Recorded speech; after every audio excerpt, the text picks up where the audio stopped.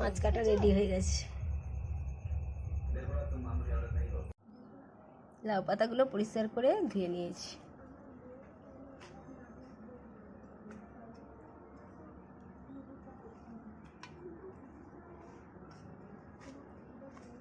বেশি করব না, অল্প করেই করব। ইলিশ পাতুরি। লাউ পাতাগুলো আমার ধোয়া হয়ে গেছে পরিষ্কার করে, মাছও পরিষ্কার করে ধুয়ে রাখা আছে।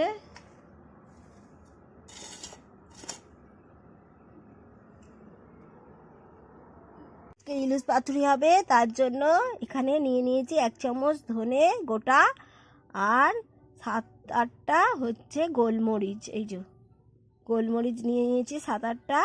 আর এইবারে ছোট এলাচ নিলাম 4টে, কাঁচা লঙ্কা 4টে আর আদা 1 পিস নিয়ে একত্রে এগুলো বাটবো।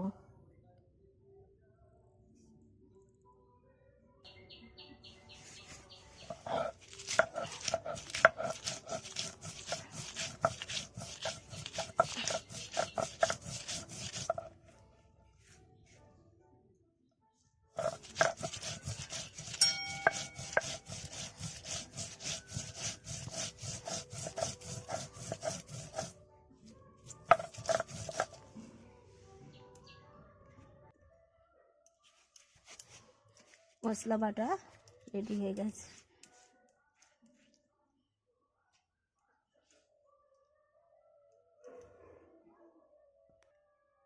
এবারে 2 চামচ সর্ষে বাটবো, সাদা সর্ষে, একদম সাদা সর্ষে 2 চামচ বেটে নেব।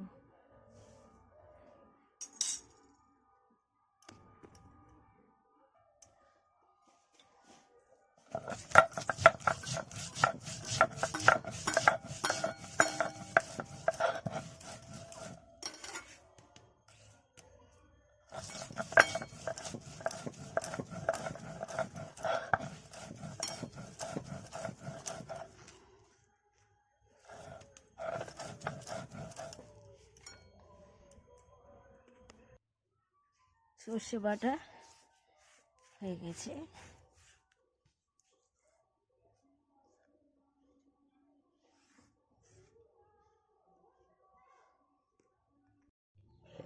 পেঁয়াজ নিয়েছি একটা, ছোট ছোট ছোট করে কুচো করে এবার বাটবো।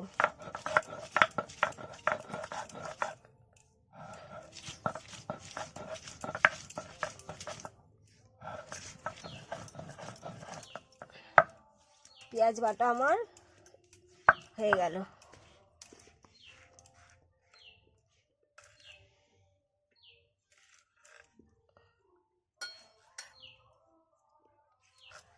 এইবার আমি 4টে কাজু বাটবো।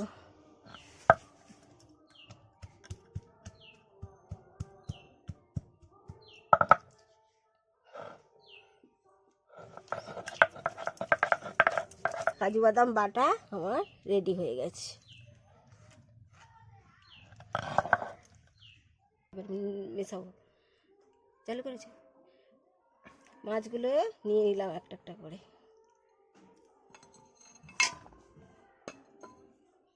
এইবারে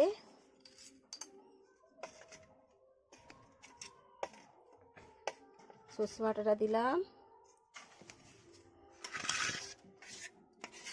পেঁয়াজ বাটা দিলাম, কাজু বাটা দিলাম,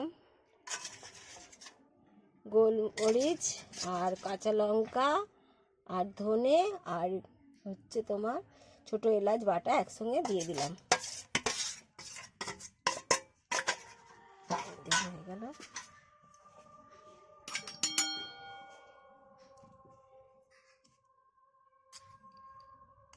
পরিমাণ মতো নুন দিয়ে দিলাম, স্বাদ মতো চিনি দিয়ে দিলাম। কালারটা আনার জন্য 1/2 চামচ কাশ্মীরি লঙ্কার গুঁড়ো দিলাম।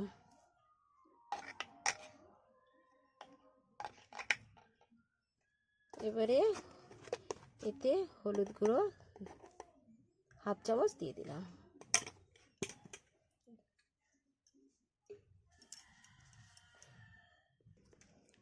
এবার এতে পরিমাণ মতো তেল দিয়ে দিলাম। এবারে এগুলো এক জায়গায় মিশ্রণটাকে ভালো করে মেখে নেব। একদম মাছগুলোর গায়ে ভালো করে যাতে থাকে তার জন্য মেখে 5 থেকে 10 মিনিট রেখে দেবো। 5 থেকে 10 মিনিট হচ্ছে ম্যারিনেট করা হয়ে গেছে। এইবারে আমি পাতাটা নিলাম, লাউ পাতাটা নিয়ে এক পিস মাছ এতে দিয়ে দিলাম মশলা সমেত। মশলাটা দিলাম ভালো করে।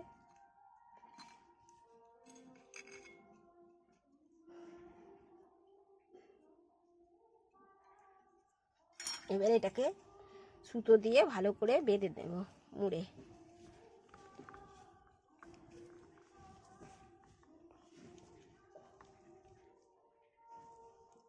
পাতাটাও খাওয়া যাবে, যেহেতু লাউ পাতা এটা, ওই জন্য সুন্দরভাবে এটাকে দেওয়া হয়েছে। এবারে আমি সুতো দিয়ে ভালো করে পেঁচিয়ে দিচ্ছি।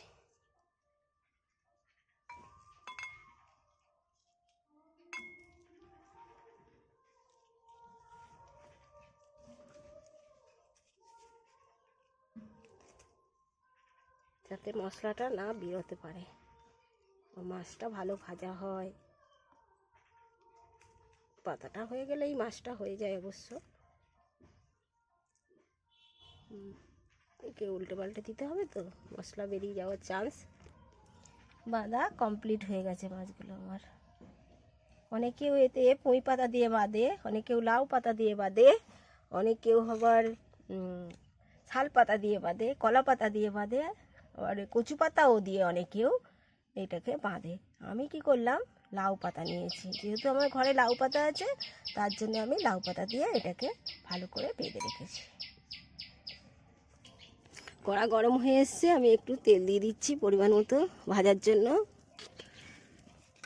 বেশি তেল লাগে না এতে, ননস্টিকের প্যানেও হয়, ননস্টিকের কড়াই হয়, আমি সিলভারের কড়াই করছি।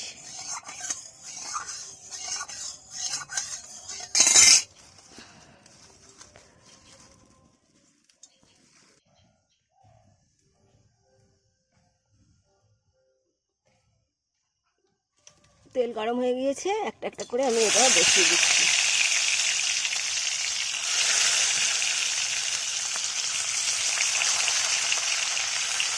বসিয়ে দিলাম। এইবারে নরম আছে, এটাকে ঢেকে দেবো। খুলে দেখলাম এক পিঠ মোটামুটি হয়ে গেছে। এবার আমি আস্তে করে এগুলো উল্টে দেবো। যখন পাতাটা পুরো সিদ্ধ হয়ে যাবে, তার মানে মাছটাও ভিতরের হয়ে গেছে।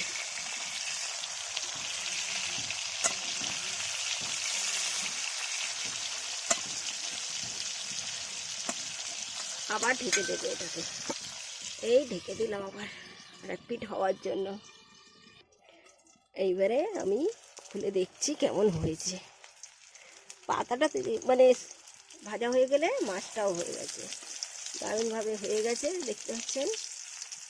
পাতাটাও হয়ে গেছে। এবারে আমি একটা একটা করে তুলে নিচ্ছি।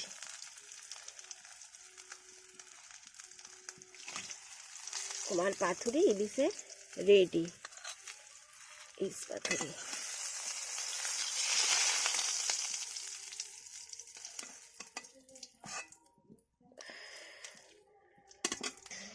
সুতোটা খুলে নিচ্ছি আমি আস্তে আস্তে। সুতো খোলা হচ্ছে, যা গরম ওই জন্য আস্তে আস্তে খুলে নিচ্ছি সুতোটা, বেশি হাত থাকাচ্ছি না। খোলা হয়ে গিয়েছে, এবার আমি মাছটা খুলব আস্তে করে।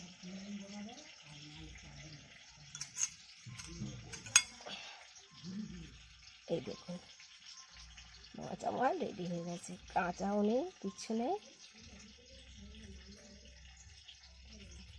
রেডি হয়েছে। ইলিশের পাথুরি একদম রেডি।